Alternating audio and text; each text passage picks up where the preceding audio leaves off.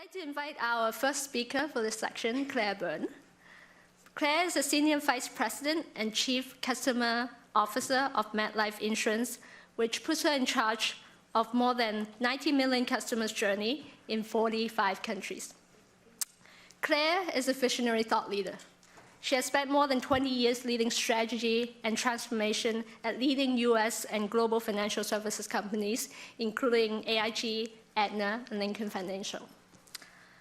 Apart from her contribution to the financial industry, Claire is also an advocate for using public-private partnerships to solve social problems. Recently, Claire has completed a lifelong fellowship in a cross-sector leadership opportunity working with the White House Office of Social Innovation. So I'm sure we're all excited to hear more about Claire's work and innovation. So without further ado, I'll invite Claire Byrne.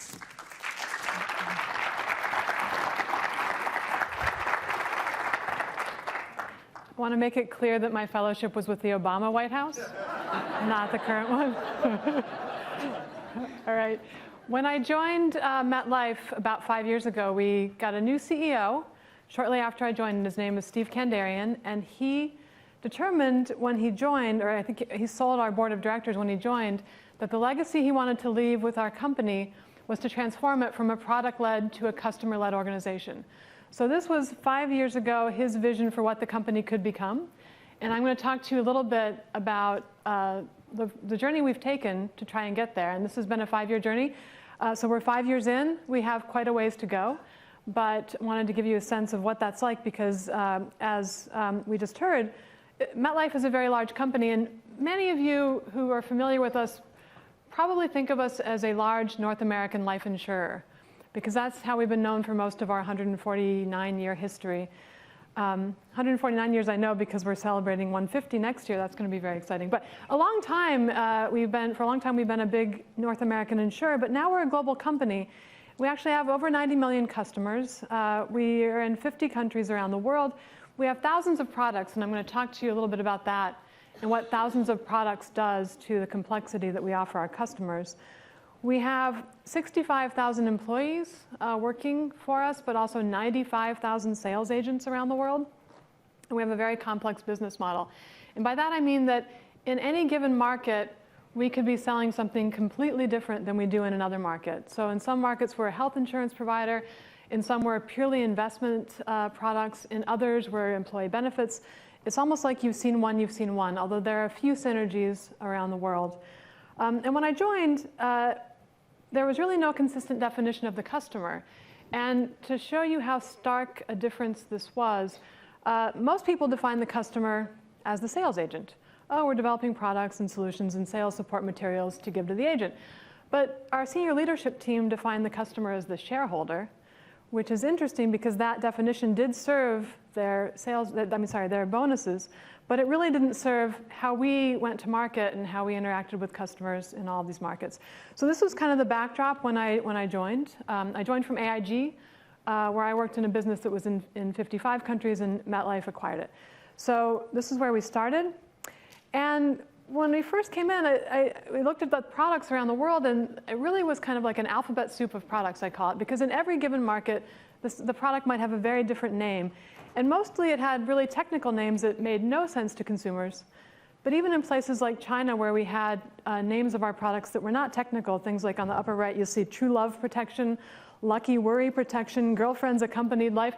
Okay, they're not technical, but do you have any idea what they mean? No. So, I mean, all over the place, names are completely different, very confusing to consumers. And the sales model is completely broken. So has anyone here bought life insurance? I'm going to tell you about my life insurance journey because when I joined MetLife, I wanted to become a customer of MetLife just to see what that was like. If I'm going to be the chief customer officer, I need to know what it's like to be a customer. So here's what I had to do. You have to find an agent. That even took some time, like finding someone who was willing to sell me a product. I lived in Connecticut, worked in New York. There are different states that issue different policies. Okay, find an agent, meet with the agent, discuss my needs. And with him, I was very specific. I said, I want a 10-year term life policy for $1 million, because I just wanted to just be very clear.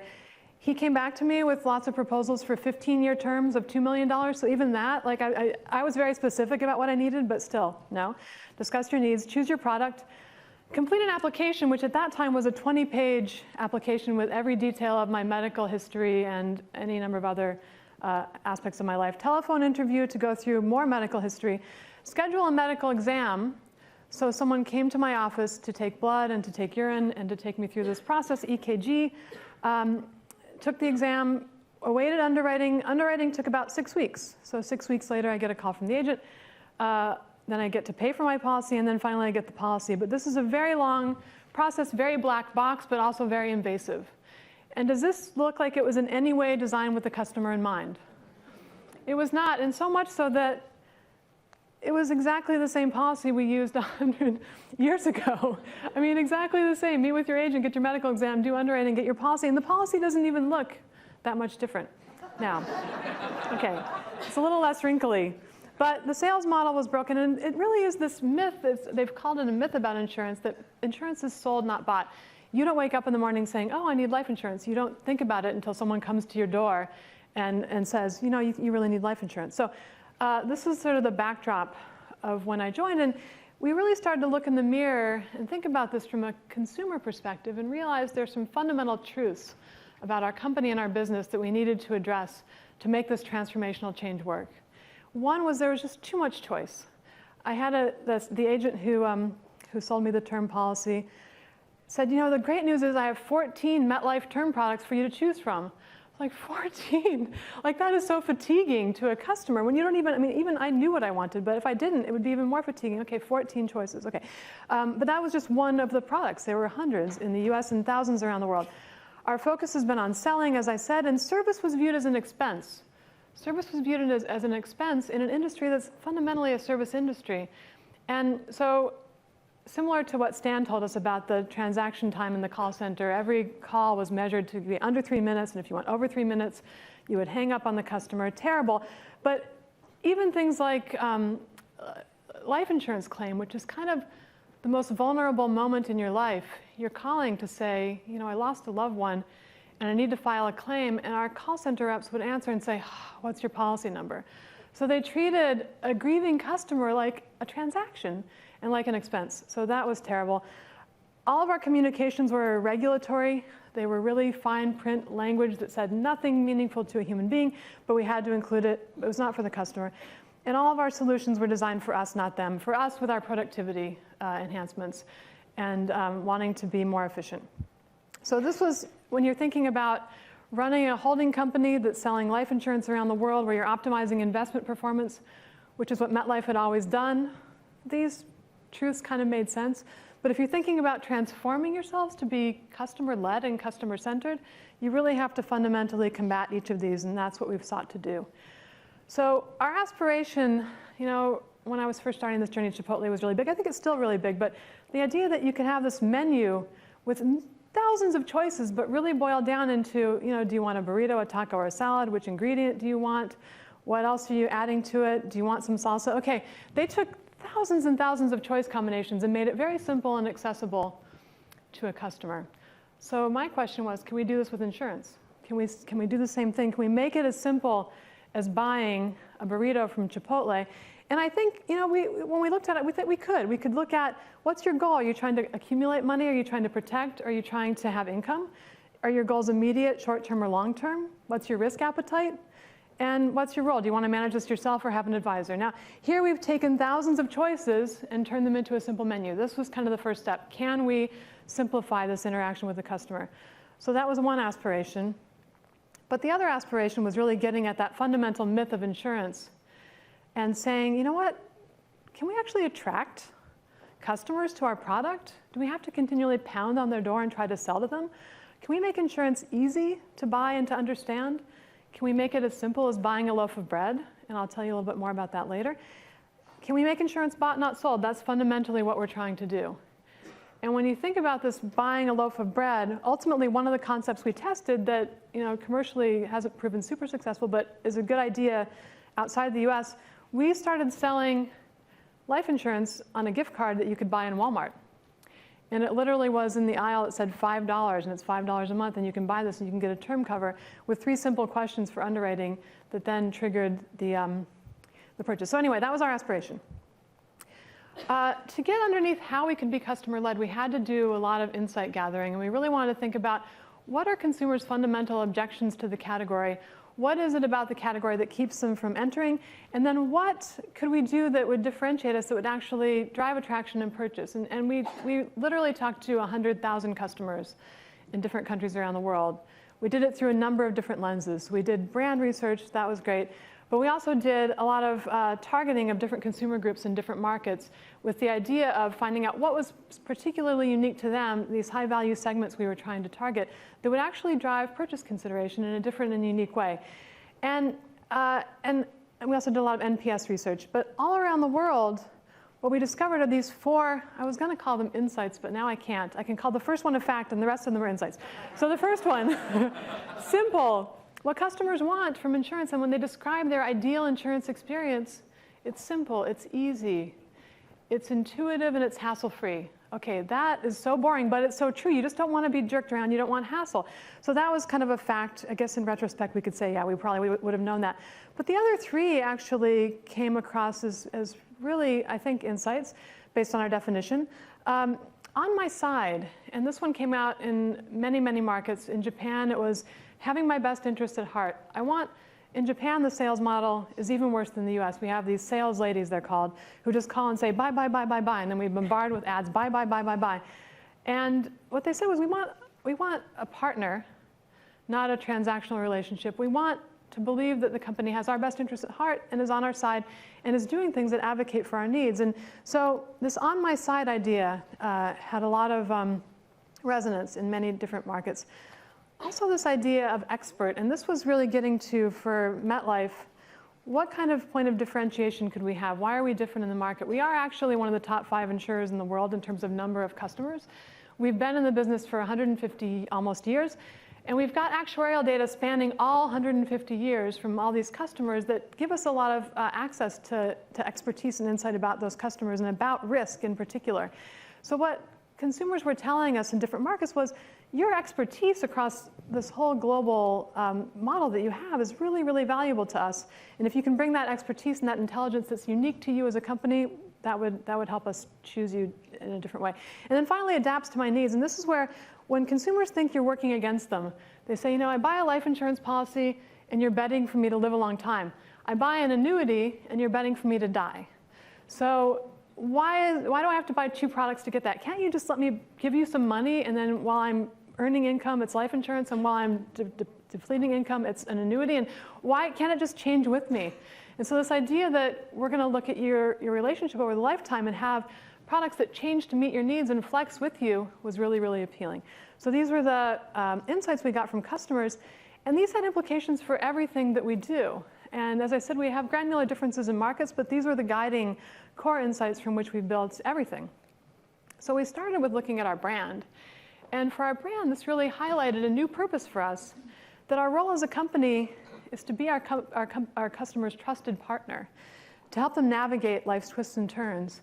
In a period where the world is changing super fast, risks are innumerable, whether it's, what did we hear before, debt, taxes, and change. But those are 3 big risk categories, but those open up the world of a whole bunch of other risk categories. And if we're a company that has all this data that can help you navigate it, it's our obligation to play that role in your lives and to really get underneath that trust issue. And so we did a bunch of different from-tos, and I'm going to talk you through the different transformational change items we looked at. And from-to for our brand meant that whereas in the past, we were this friendly, approachable company with a Snoopy. You guys all have a Snoopy in your goodie bags. So we went from Snoopy, who at the time that we started with Snoopy, the category really was sort of cold and austere, and it needed to be more friendly and approachable. And the idea of Snoopy really, really worked. But today, Snoopy comes across as kind of frivolous and dated. And the way we were using him was our sales agents would come into to visit their customer and say, here, have this really nice toy, and let's talk about life insurance. Like it was their door opener, but it doesn't really have anything to do with life insurance. It doesn't stand for anything relevant to our brand. So we've retired Snoopy, which is why we had so many available to give to you. So Snoopy's retired, but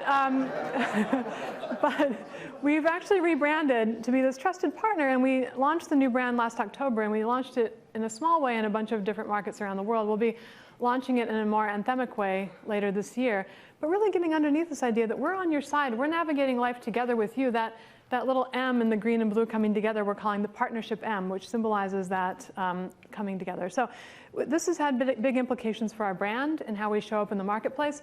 And whereas our ads used to be about cartoon characters, now they're about the role we play for human beings and people, and ideally demonstrate that we care differently about people than perhaps we did before, and perhaps more so than other companies do in the market.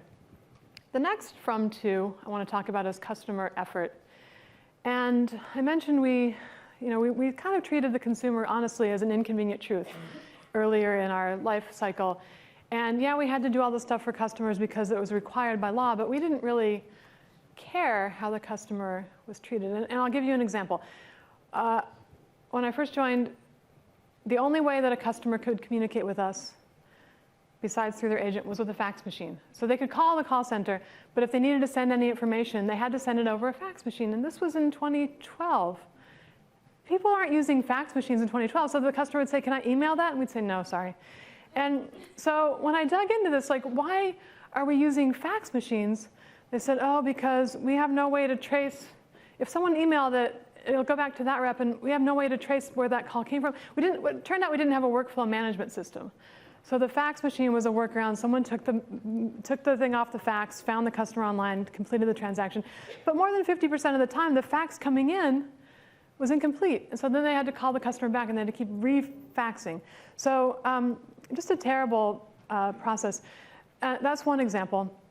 There are many others. Our life insurance claim, we used to ask customers to not just send in an original death certificate, which is a major pain in the neck to get if any of you has ever lost a loved one. You have to go to the town clerk's office, you have to pay money, you have to sign paper, you get an original death certificate, then you had to mail that in to us. We also required them to send us an original copy of their policy. And all these processes were designed for us to make our lives easier, because once it's this nice, neat package, we can just pay the claim. But from the customer's perspective, it was terrible. So we've gone about fixing all those, but every single one of these fixes is a multi-year fix. Getting rid of fax machines, telling the business you can't use fax machines anymore, required them to do this whole workflow automation system. I mean, they did it, but it's only because we had to elevate this to this top 5 pain point list that the senior leadership team looked at and challenged them to fix, and it took years, but we've gotten rid of fax machines. But another one, this is another example I wanted to share, because our biggest customer group by numbers are our dental customers in the US. We have 30 million dental customers in the US. And every one of them who goes to the dentist used to get a form that looks like this. And the numbers don't add up, the categories don't make sense, people don't know if they're getting a bill or what they're getting. So this form that went out something like 40 million times a year generated 20 million calls. So almost everyone who received this form called us and asked us how to interpret it. And so we fixed it, but again, this was a 3-year effort to fix it, but now it looks like this. So it went from complicated to intuitive, where now you can actually see, this is your statement, this is what you owe, this is how you're doing against your total for the year. Every answer you need just about is on this new form. But this shows you, we put the prototype together in 2012, and now it did take us until this year to get this done, but it is done now. So, but what that's done is it's reduced those calls. So those calls aren't coming in on the expense side. That's great for us, but it's also great for the customer, because they're no longer left confused and wondering, what the heck is this piece of information that you're sending me? So really valuable efforts on the transactional side to help customers. But what we realized, oh, no, here's another one on product. We also wanted to simplify rational choice. So those thousands of products that we talked about, we boiled it down actually to 12 core products. So we've now mapped all those products around the world to these 12 core products with a few variations underneath, so that at least from our perspective and from the consumer perspective, there's a rational menu from which to choose.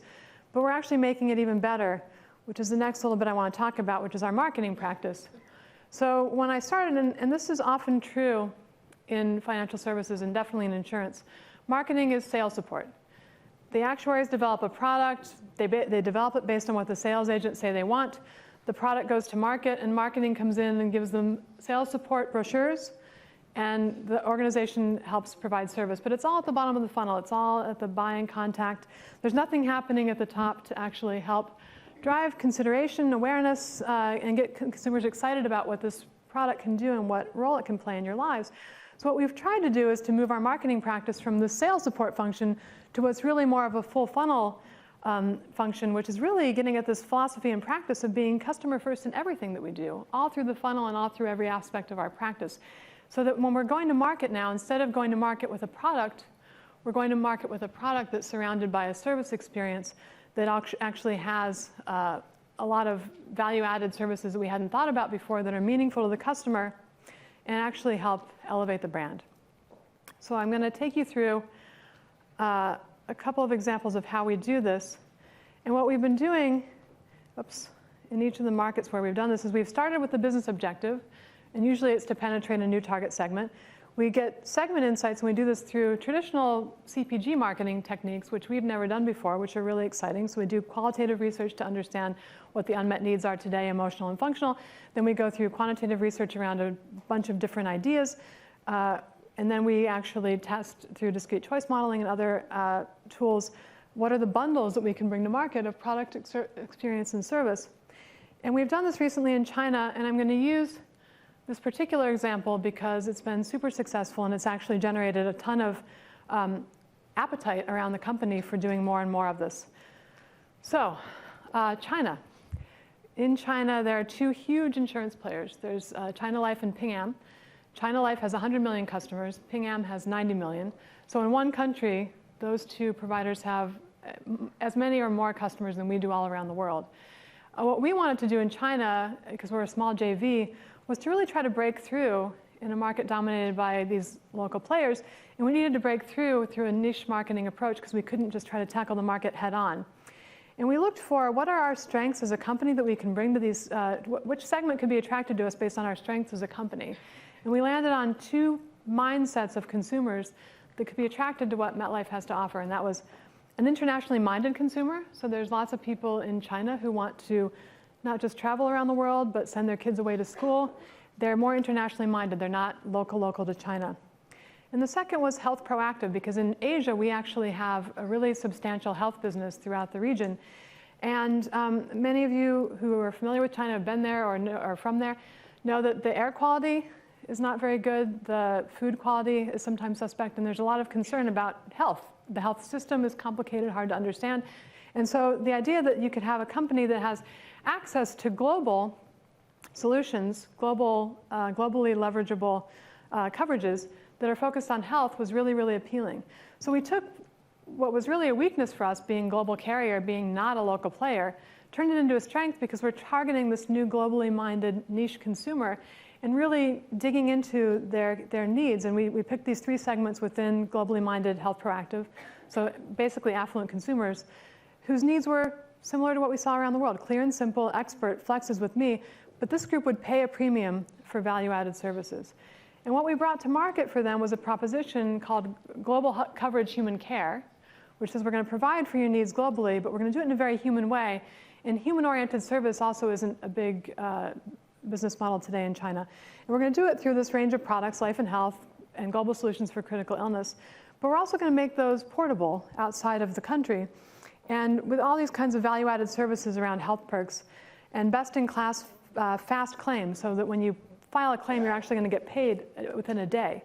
And there's also a try before you buy feature, which says that they can actually have the product in their hands for 3 months before they actually pay their first premium and test whether these health services are going to be valuable to them.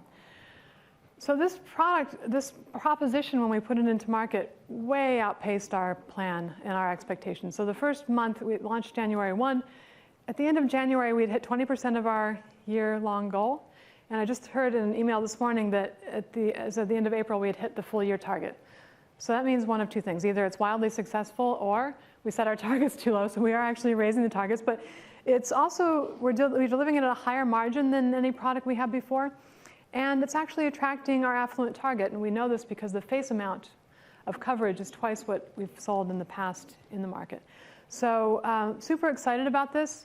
And what it's done is it's actually created all kinds of demand for what we're doing in marketing. So now lots of other countries. We've also done something similar in Mexico and Japan, but all around the world where people are raising their hand, can you please come and help us do this? Which is exciting, but it's also exhausting because we're traveling around the world.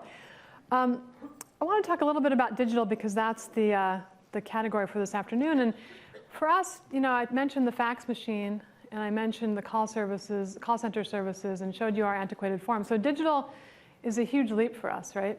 So we have actually 45 admin systems in the US alone because we've grown through acquisition and not integrated our systems. So our first step in digitally enabled service was really moving our legacy systems to the cloud, and we've done a good job of actually putting together this Band-Aid that takes all of our customer data, lifts it to the cloud, and lets us have a single view of the customer in a way that we never have had before. That was our first step, and I think that was a huge lift for us in terms of our service model. But we're now taking it in different directions. So digital ecosystem, we have a lot of home insurance customers in the US. So we sell auto and home insurance. And for our home insurers, we're just launching a partnership with Google Nest, where our customers are going to get Google Nest in their homes for free with their coverage. But what we're going to get from that is added assurance that their homes are protected against fire, against carbon monoxide, radon, these other items that it detects. And we're also going to have access to, though we don't know how to use it yet, a bunch of data about their household and their lives that we've never had before. We're also using customer engagement tools, and I've included one here called BerryQ, which is we're using in Asia, and you can download it on the App Store. BerryQ is a series of health quizzes that you can take, and it's kind of like, for those of you who are of this age group or have kids of this age group, like BuzzFeed quizzes, lots of little quizzes. But what they do is they test your acumen about health and health impact on your life, and as you complete more quizzes, you get more points that result in discounts for health services, but also help lower your premiums. So we're using that in Asia. We're also about to launch a new app in Asia called Nokatsu, which is going to be in Japan. And Nokatsu is a dementia services app.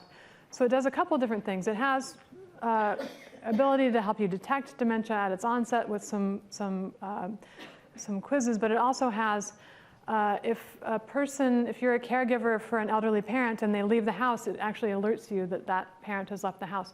It also has pill reminders. So it really looks at kind of the whole pathway of care for a dementia patient, and it's going to help engage with them.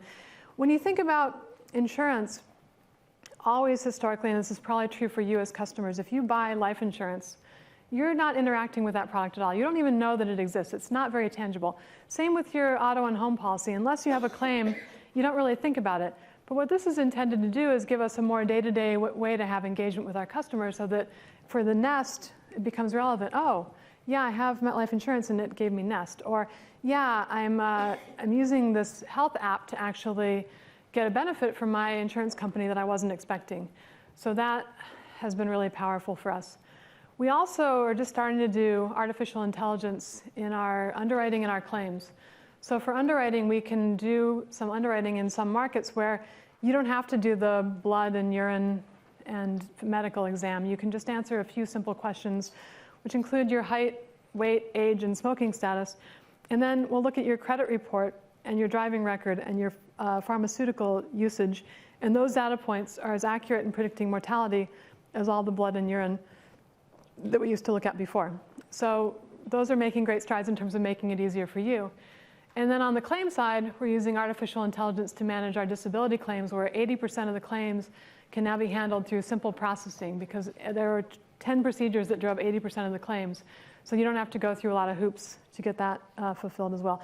So that's how we're using digital, but we're really still pretty nascent in terms of our ability to apply this, but we're super excited about the potential.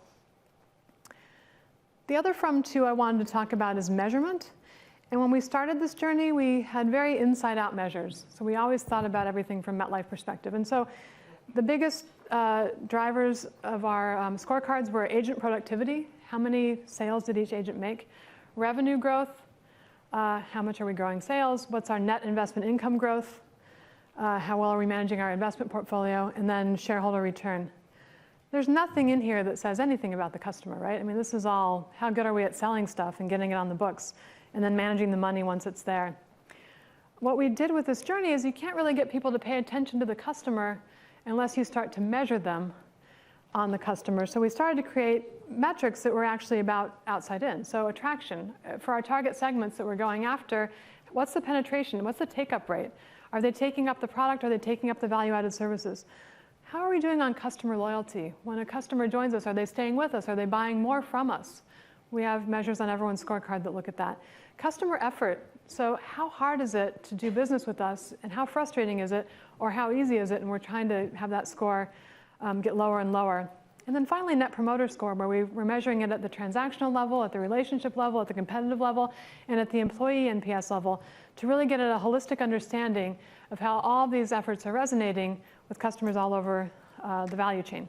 So this has been hugely helpful in elevating the importance of this body of work and getting our folks to think differently as we've gone through this story of transformation. So really, it's been a transformation in the business model from product to customer-led, and we're now being measured based on customers and customer value. It's been a brand transformation from friendly to professional, yet also human. Customer transformation from targeting whoever and targeting volume to targeting in a very specific way high-value segments where it's valuable for us and for them. And then from a marketing perspective, going from sales support to really insight-led propositions, which is something very new for our industry and our category. And then finally, our sales model, which we're still working on, but trying to go from sold to bought, creating attraction to MetLife. So that's our story, and I will now open it up to any questions.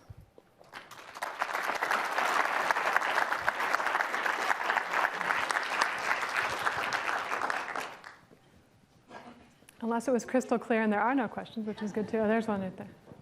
Hi, Claire. Up Hi. here. Thank you. A great presentation. I'm trying to connect the dots from your presentation to the CVS Health presentation that we had in the morning. It's very clear both these companies have, you're passionate about partnering with the customers and walking them as their life moves on, and CVS is so passionate about the health. My question to you is, have you as a company thought of expanding your business by partnering with a healthcare like CVS Health, because the mission is kind of same? Yeah, no, that's a very good question, and the quick answer is absolutely. So in these in the Asian markets where we have health as a very valuable proposition, we are partnering with health providers to get access to sort of best-in-class care and proven sort of centers of excellence. But we're also, we haven't picked a CVS-like partner, although that's a good idea. We're also partnering with Vitality, which is looking at how health outcomes can translate into actuarial outcomes. And our ultimate aspiration there that we talk about is starting to get actuarial data to work for you instead of against you. So we both have the same goal in mind, which is longevity for you. Can we surface that data for you in ways that'll help you as opposed to making you feel like you're penalized? But we could definitely broaden our list of partners, but I think it's a good question, a good suggestion. Any other questions? Hi, I have a quick question here. Yeah. Amir, this is probably going to be a slightly loaded question, but you talked about how you started on this journey from being a product-led organization to a customer-led one. How did you pick a place to start? Because that's a huge transformation. Oh, that's a really good question and a loaded question. Yeah. How do we find where to start? So we didn't even actually have a lot of voice of the customer inputs. The only voice of the customer that we were tracking or looking at was complaints.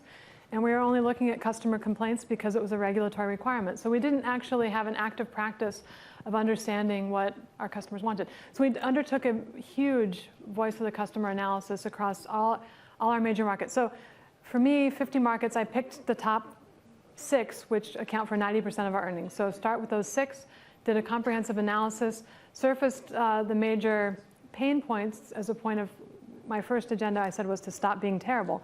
So stop being terrible across those pain points, and then start to get to over a sort of roadmap over time to where we're actually creating better experiences by design. But starting, we did the analysis. It pointed out some really big problems that were driving pain for customers, cost, and compelling customers to leave. Fixed those, and then started to work on the ones that we thought would actually attract.